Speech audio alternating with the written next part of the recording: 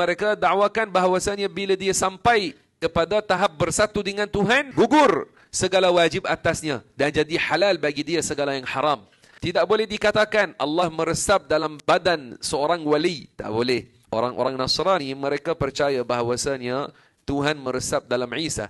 Ini bukan akidah kita, ini akidah mereka. Adapun kita orang Islam, kita percaya Allah Ta'ala dia tidak meresap dalam ciptaan dan Allah Ta'ala tidak bersatu dengan ciptaan. Ada setengah golongan yang mereka sesat. Dakwakan diri mereka sufi, tapi mereka bukan sufi benar. Tasawuf yang benar dan aqidah sufi yang benar adalah yang disebut oleh Syekh Daud Al-Fatani dalam kitab ini. Mempercayai Allah Ta'ala tidak seperti sesuatu, tidak boleh digambarkan dalam fikiran. Dan mempercayai bahawasanya Allah Ta'ala tidak bersifat dengan meresap dalam ciptaan atau bersatu dengan ciptaan. Bahkan Syekh Daud dalam kitab ini dia kata, yang percaya bahawasanya Tuhan bersatu dengan ciptaan, ini dikira kekufuran. Kata Tuan Hussein Kedah dalam kitab Hidayatul Mutafakkirin.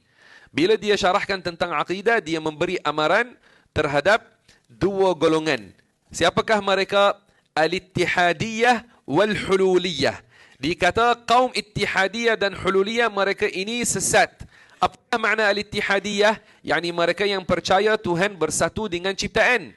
Apakah makna Al-Hululiyah? Mereka yang percaya Tuhan meresap dalam ciptaan.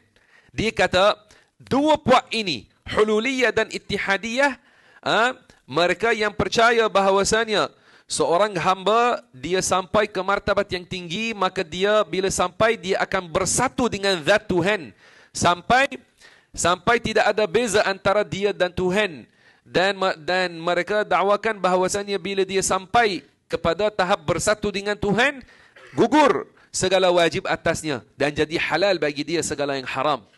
Kata Tuan Hussein, mereka yang percaya akidah ini adalah dihukum atas mereka kufur dengan ijma' sekalian ulama. Dia kata tak ada khilaf antara ulama bahawasanya orang yang percaya ini dia bukan muslim, murtad. Maka sangat bahaya akidah ini.